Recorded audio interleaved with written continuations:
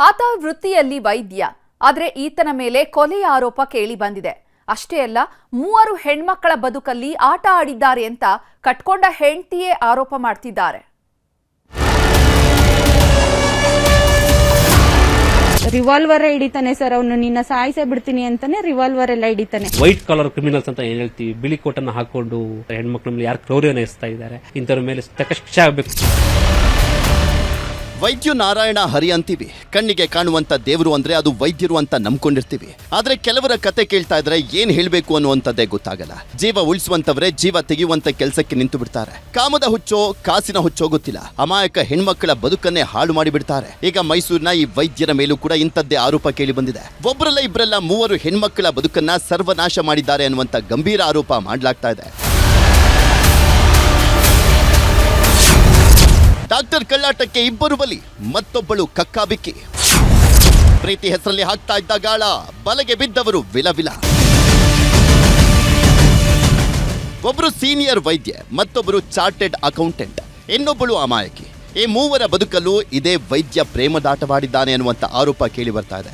ಇವರ ಹೆಸರು ಡಾಕ್ಟರ್ ವಿನಯ್ ಕುಮಾರ್ ಅಂತ, ಮೂಲತಃ ಮೈಸೂರು ನಿವಾಸಿ. ಸುಮಾರು ವರ್ಷದ ಹಿಂದೆ ಖಾಸಗಿ ಕಾಲೇಜಿನ ಆಯುರ್ವೇದ ವಿಭಾಗದಲ್ಲಿ ಪ್ರಾಕ್ಟೀಸ್ ಮಾಡುವಾಗ ಡಾಕ್ಟರ್ ನಾಗಶ್ರೀ ಅನ್ನೋರ ಹಿಂದೆ ಬಿದ್ದಿದ್ದಂತೆ. ಸೀನಿಯರ್ ಹಿಂದೆ ಬಿದ್ದವ ಪ್ರೀತಿ ಪ್ರೇಮ 10 ಕನಸು ಕಟ್ಟಿದ್ದ.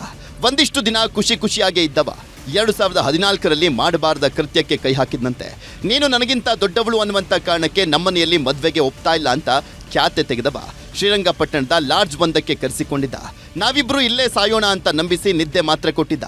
ನಾಗಶ್ರೀಗೆ ಓವರ್ ಡೋಸ್ ಇಂಜೆಕ್ಷನ್ ನೀಡಿದ್ದ. ತಾನು ಸಾಯುವಂತ ನಾಟಕ ಆಡಿದ್ದ. ಆದರೆ ನಾಗಶ್ರೀಗೆ ಓವರ್ ಡೋಸ್ ಇಂಜೆಕ್ಷನ್ ನೀಡಿದ್ರಿಂದ 12 ವರ್ಷಗಳ ಕಾಲ ನರಕದ ಬದುಕು ಅನುಭವಿಸಿದ್ಲು. ಯಾರ ನೆನಪು ಇಲ್ಲದಂತಾಗಿದೆ. ನಿನ್ನೆಯಷ್ಟೇ ಕೊನೆಯುಸಿರೆಳೆದಿದ್ದಾಳೆ.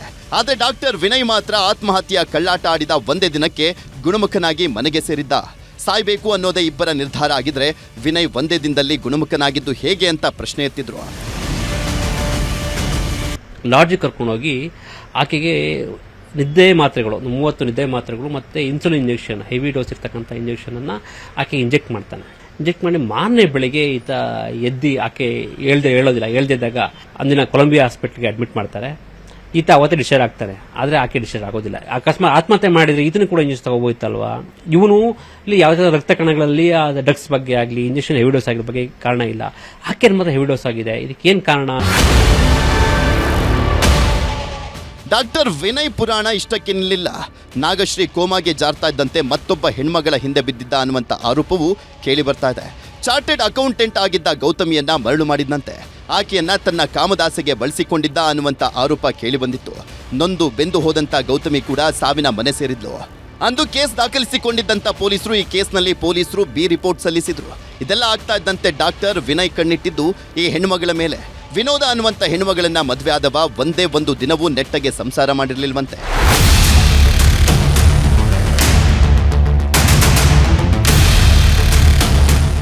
ಈ ಹೆಣ್ಮಗಳು ಹೇಳೋದನ್ನ ಕೇಳ್ತಾ ಇದ್ರೆ ನಿಜಕ್ಕೂ ಶಾಕ್ ಆಗುತ್ತೆ. ಯಾಕಂದ್ರೆ ಈಕೆ ಸಂಸಾರ ಮಾಡಿದ್ದು ಕೇವಲ ಒಂದೇ ಒಂದು ತಿಂಗಳಂತೆ. ಪ್ರತಿದಿನವೂ ಕುಡಿದು ಬರ್ತಾ ಇದ್ದವ ಕೊಡಬಾರ್ದ ಕಾಟ ಕೊಡ್ತಾ ಇದ್ದ. ಗನ್ ತೋರಿಸಿ ಆಸ್ತಿ ಬರ್ಸಿಕೊಂಡು ಬಾ ಅಂತ ಧಮಕಿ ಹಾಕ್ತಾ ಇದ್ದ. ಅಷ್ಟೇ ಅಲ್ಲ, ಮೊದಲೇ ಡೆತ್ ನೋಟ್ ಅನ್ನ ರೆಡಿ ಮಾಡಿ ಸಹಿ ಹಾಕಿಸ್ಕೊಂಡಿದ್ದ. ನನಗಾದ ಸ್ಥಿತಿ ಇನ್ಯಾವ ಹೆಣ್ಣಿಗೂ ಬರಬಾರ್ದು ಅಂತ ಆಕ್ರೋಶ ವ್ಯಕ್ತಪಡಿಸಿದ್ದಾರೆ. ಊಟ ಕೊಡದೆ ರಿವಾಲ್ವರ್ ಹಿಡಿತಾನೆ ಸರ್, ಅವನು ನಿನ್ನ ಸಾಯಿಸೇ ಬಿಡ್ತೀನಿ ಅಂತಾನೆ ರಿವಾಲ್ವರ್ ಎಲ್ಲ ಹಿಡಿತಾನೆ. ಆಮೇಲೆ ಏನಂತ ಹೇಳ್ತಾನೆ, ಎಂತೆಂತ ಹುಡುಗಿರ್ನೋ ಸಾಯಿಸಿದೀನಿ, ನೀನ್ ಯಾವ ಲೆಕ್ಕ ಅಂತೆಲ್ಲ ಕೇಳ್ತಾನೆ. ನನ್ಗೆ ಅದು ಭಯ ಆಗೋಯ್ತು.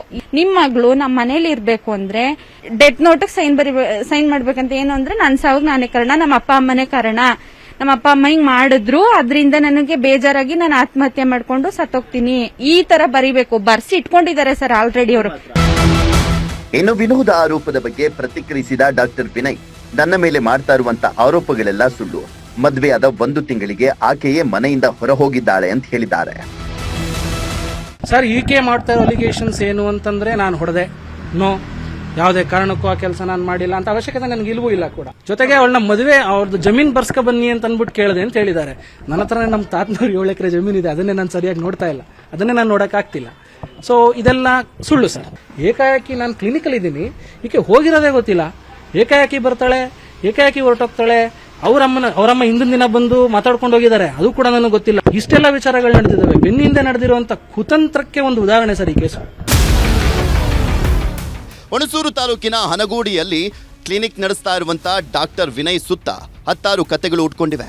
ತಾಳಿ ಕಟ್ಟಿಸಿಕೊಂಡ ಹೆಣ್ಮಗಳೇ ಪೊಲೀಸ್ ಠಾಣೆ ಮೆಟ್ಟಿಲೇರಿದ್ದಾಳೆ. ಹೀಗಾಗಿ ಇದರಲ್ಲಿ ಯಾವುದು ಸತ್ಯ ಯಾವುದು ಸುಳ್ಳು ಅನ್ನೋದು ಪೊಲೀಸರ ತನಿಖೆ ನಂತರವೇ ಗೊತ್ತಾಗಬೇಕಾಗಿದೆ. ಕ್ಯಾಮರಾ ಪರ್ಸನ್ ರಾಹುಲ್ ಜೊತೆ ಆನಂದ್ KS, ನ್ಯೂಸ್ 18 ಮೈಸೂರು.